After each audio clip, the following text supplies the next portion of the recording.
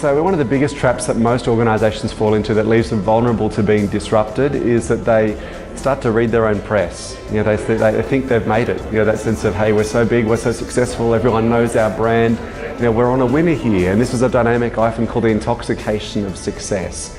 And the old saying is true, the moment you think you've made it, you've passed it. And so my encouragement to clients is if you want to really stay agile, stay at the cutting edge, we've got to ward off any sense of complacency or arrogance. And instead we've got to stay humble and hungry. It's always like, what's next? What's the thing I don't know yet? What's the way we need to be changing? Even though it might be uncomfortable and unfamiliar, that complacency and arrogance is probably the most dangerous trap. Second big trap I see many organisations fall into is they create friction for their customers and don't realise that very friction is the stuff that leaves them vulnerable to being disrupted. Now what's friction? Friction's the stuff that makes it difficult for people to do business with you. It adds complexity, frustration, bureaucracy, confusion.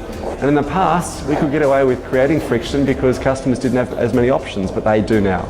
Now, as we spoke about previously, the fact is we've got consumers with more options than ever before.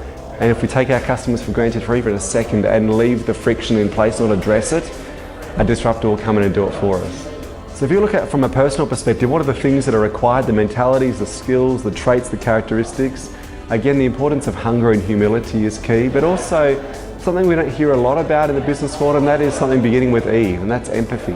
If you really want to innovate in a way that serves the marketplace that deals with friction, you really need to start with empathising with the customer experience. So on top of those characteristics, I think in the years ahead we're going to see things like creativity, judgment, intuition. These be important, critical skills, and particularly as we go into an age of artificial intelligence, the reason these things will be so important is because that's what computers don't do. Computers don't intuit. They don't use empathy. They don't care, essentially, because they can't. And so the reality is in the years ahead, if we want to be relevant as human beings, but also create organisations that are relevant, it's using those unique skills that are human, very much unique to us as humans, that'll be most important. Change the course of your career today. Registration is now open.